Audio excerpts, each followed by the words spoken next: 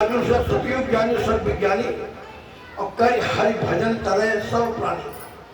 वो उसमें हरि हरि दो है, एक विष्णु भगवान हरि है, एक दयाल हरि है जिसका दीन दयाल नाम है। वो सबकी विपदा हरने वाला मालिक है। उसको जिस नाम से पुकारोगे वो उस नाम से मिले। लेकिन यहाँ पर बार बार इशारा नाम के ओर किया जाता है। काम और नाम, आदमी काम में फंसा दिन रात। काम फंसे 84 जावे, देखो भैया, नाम भजे सुध लोग जितावे। कहाँ में फंसे 84 जावे और नाम भजे सतलोक सिधावे। जब चाहे तो कर लो, काम फंसे चाहे 84 जाओ और नाम भजो तो अपने देश जाओ। दोनों को नाम बहुत है। कोटि नाम संसार में तासे मुक्त न हुए। आदि नाम जो गुप्त है बिरला जाने को सबके अंदर गुप्त है। जब राम थे तब भी वो नाम अंदर गुप्त था, जब कृष्ण थे तब भी वो नाम अंदर गुप्त था। सतयुग में महात्मा शुक्र स्वामी जी महाराज आए थे। सतयुग में भी बहुत मार काट हुई। तब शुक्र स्वामी जी महाराज थे जिन्होंने जीवों को कल्याण किया। सतयुग त्रेता द्वापर बीता और को जाने शब्द की रीता तब ये गुप्त थी। जो ज्यादा संतों के पीछे पड़ता था एक विधि रास्ता बता दी जाती थी। काल ने जब तपस्या की है मालिक की तो तीन लोग मांग लिया। तीन युग में तुम भक्ति नहीं करोगे, शब्द की कमाई नहीं करोगे। कलयुग में संतों ने प्रकट होकर उस नाम को ज्यादा खोल दिया।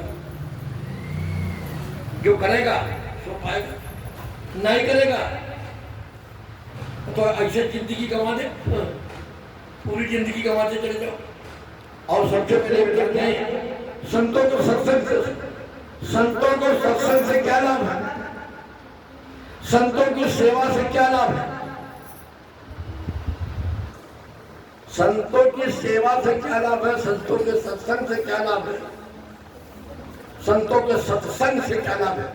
उसमें एक लोग संतों की जिंदगी में गुरु की अपनी सेवा करते। यहाँ 1 मिनट सेवा करने मौके नहीं और किसी के हरदम मौका रहता है। जैसे जब महाराज में यहाँ एक तिवारी जी थे, हरदम संग नहीं मरते तब तक सेवा की दुर्गा गद्दी मिल गई उनको। तो ये ध्यान दें संतों के सेवा से क्या लाभ है। एक बार महात्मा जी जा रहे थे, गुरु नानक जी भैया गुरु नानक जी एक गांव में पहुंचे। 10 शिष्य था साथ में। एक राजा पूछता था कि संतों के सत्संग से क्या लाभ है, संतों के दर्शन से क्या लाभ है और संतों की सेवा से क्या लाभ है। तो गुरु नानक जी गांव के बाहर टिके, अपने शिष्यों से कहा जाओ भाई कुछ भिक्षा मांग लो तो शाम को टिक्कर बनेंगे। 2 शिष्य गए और राजा ने पूछा कि संतों की सेवा से क्या लाभ है। तो वो बेचारे बताइए ही नहीं मान करा, तुम यहीं बच जाओ।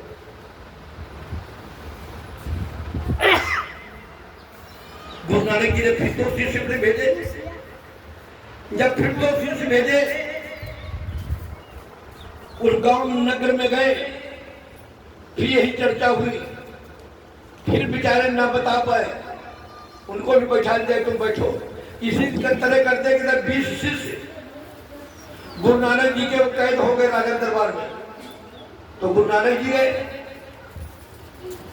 तो राजा ने कहा भाई हमारे गुरु नानक जी ने कहा हमारे शिष्यों को क्यों तुमने यहाँ बैठा रखा है। बोले जो हमारे प्रश्न का जवाब नहीं देगा वो यहाँ बंदी बन जाएगा। तो गुरु नानक जी ने बोलो तुम्हारे प्रश्नों के कौन से प्रश्न है। तो उसने कहा संतों की सेवा से क्या लाभ है। क्योंकि सबसे बड़ी पूजा गुरु पूजा होती है। इससे बड़ी कोई नहीं। 7 लोग नौखंड में गुरु से बड़ा कोई और करता करे न कर सके, गुरु करे सो हो। संतों के सत्संग से क्या लाभ है, संतों के दर्शन से। तो उन्होंने बताया कि तुमको करके दिखा दे कि सत्संग के माध्यम से सुना दे। तो उसने कहा अगर करके दिखा दो बहुत बढ़िया, करो सुनो। एक बार का जिक्र है, एक आदमी था,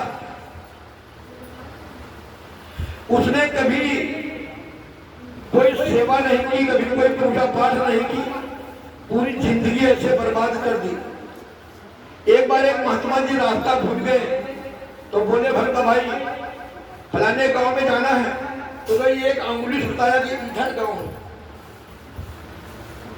और बाकी ना उसने कहीं तीरथ करने गया, न हाथों से दान किया, न मुंह से कोई अच्छा बोला, न कानों से कोई शब्द, पूरा शरीर अपवित्र। जब वो मरा, सब लोग गंगा किनारे ले गए, इसी तरह लाश को फेंक दिया। चले आए और रात में सियार काफी आ गए उसको खाने के लिए। तो एक सियार बोला देखो इसको खाना नहीं, खाओगे तो नरक हो जाएगा। इससे मुख से कभी मालिक का नाम नहीं लिया, कानों से कभी सत्संग नहीं सुना है, आंखों से कभी संतों के दर्शन नहीं किया, पैर से गए नहीं, पूरा शरीर अपवित्र है। तो सियार इतने में सब रुक गए। रुकने के बाद बोला एक इसकी, तब तक एक सियार आया और उसकी एक उंगली खा गया। जब उंगली खा गया बोले कि तुमने उंगलियों को खा ली। बोली इस उंगली से एक संत किसने रास्ता बताई थी, सेवा की थी, तो इसकी एक उंगली पवित्र थी। तो संतों की सेवा से, संतों की सेवा से क्या लाभ होता है, ध्यान दें। एक उंगली पवित्र थी इसकी, ये एक बार रास्ता बताया था। अब रह गया संतों के दर्शन से। एक बार गुरु नानक जी ने कहा इसका तो समाधान हो गया। बोला हो गया। बोले संतों के सत्संग से क्या लाभ है। कहा जाओ तुम अपने बाग में जाना और उस बाग में देखना।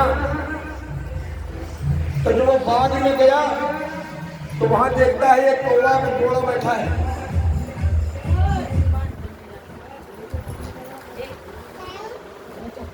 देखो ये कौन है। कहते भैया थोड़ी देर बाद बजा ले।